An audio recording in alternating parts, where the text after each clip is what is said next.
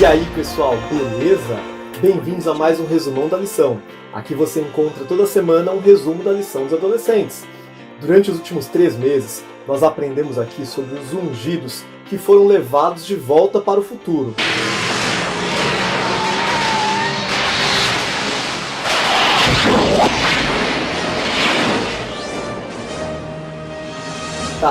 Não foi bem desse jeito. Na verdade, nos últimos 3 meses, nós aprendemos com os profetas a maneira como Deus sempre mostrava o que ia acontecer para que o seu povo pudesse se preparar e também se decidir.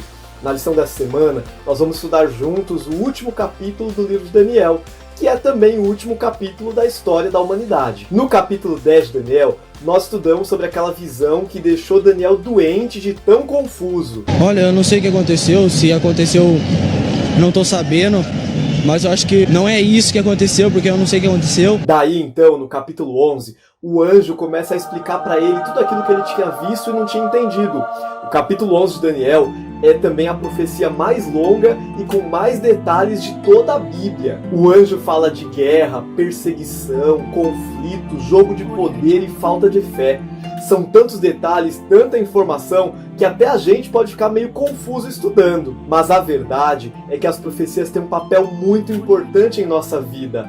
Mostrar quem é Deus e como Ele se relaciona conosco. O capítulo 11 de Daniel nos mostra que Deus está no controle e os poderes do mundo não podem fazer nada para atrapalhar nem para promover os planos de Deus. Assim, quando estivermos preocupados, chateados, deprimidos ou enfrentando muitos BOs, podemos lembrar que Deus está no controle e se deixarmos nas mãos dele, Ele fará o melhor por nós. Daí vem o capítulo 12, com um monte de garantias, dentre elas a de que Miguel vai se levantar.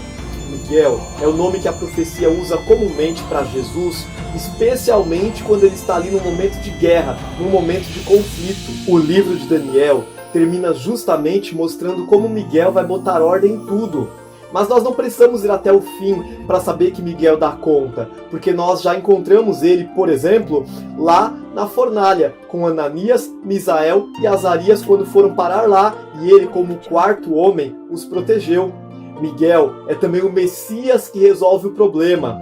Ele é também o guerreiro que luta por Israel. Em todo o livro de Daniel, do começo ao fim, nós percebemos que Miguel está ali, resolvendo todas as coisas. Então, se eu te perguntasse quem é como Deus, que é justamente o que significa o nome Miguel, a resposta teria que ser Jesus, que está sempre ao nosso lado e que luta por nós, que sempre nos defende. Falando em lutar por nós, é justamente no momento de luta, perseguição e angústia que Miguel aparece no capítulo 12.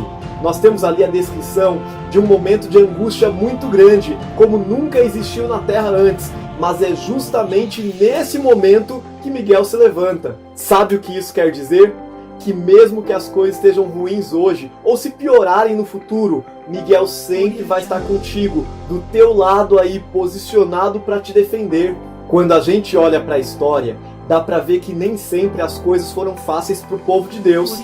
Teve muitos momentos que parecia que o mal estava levando a melhor. Tá meio ruim também, tava ruim. Agora parece que piorou. Mas, se parecia ser assim, é porque só parecia mesmo.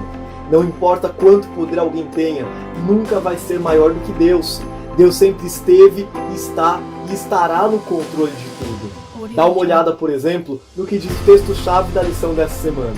O rei da Síria fará o que quiser. Ele será tão vaidoso que pensará que está acima de todos os deuses e dirá coisas terríveis contra o Deus dos deuses.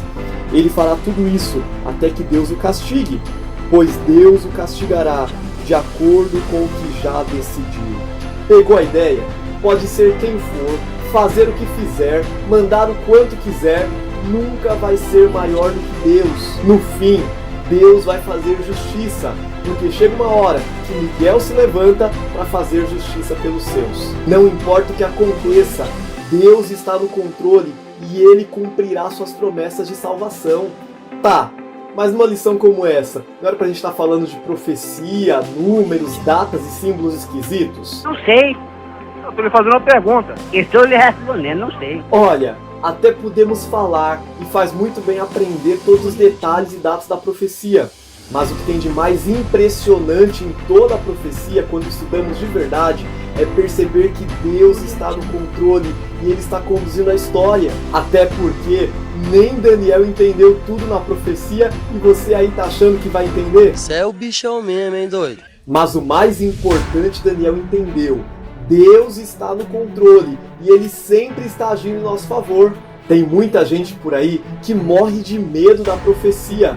Mas a real é que a profecia está aí justamente para nos libertar do medo, para nos mostrar que Deus está no controle, que Ele está cuidando de tudo, dirigindo a história, do começo até o fim. Depois de 3 meses nessa viagem para o futuro, não tem melhor jeito de terminar do que falando que se a coisa está difícil, se a quarentena está chata, se você está preocupado, se está avaliando se vale a pena, se tudo está muito difícil para você e já pensou em desistir. Não importa qual seja o desafio, se você olhar para Jesus, vai perceber que o melhor ainda está por vir. A gente começou esse trimestre lá com a vida de Jeremias, que achava que era muito novo para fazer o que Deus mandou ele fazer. Daí quando ele aceitou, enfrentou mó barra para cumprir a vontade de Deus. Ele foi chamado de mentiroso muitas vezes, mas ele estava ali e aguentou firme. Sabe por quê? Porque ele sabia que a vida dele estava nas mãos de Deus. E o Deus controla o mundo. Se ele controlava a vida dele, então tudo ia terminar bem.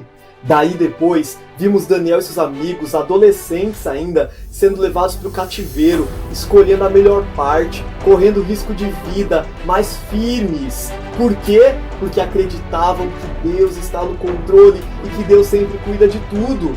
Daí o Nabuco morreu, Belsazar assume, a Medo-Pérsia invade, entra reino, sai reino, a estátua vai seguindo seu curso, mas em tudo isso uma coisa fica clara: Deus está no controle. Então, o livro de Daniel termina com o anjo falando para ele que ele ia morrer, mas não tinha problema, porque depois que Miguel se levantasse, ia chamar ele pelo nome e ele ia ressuscitar e viver a vida eterna. Nem a morte era um problema grande demais para Deus, para Miguel resolver. O mundo tá uma bagunça, ele dá um jeito.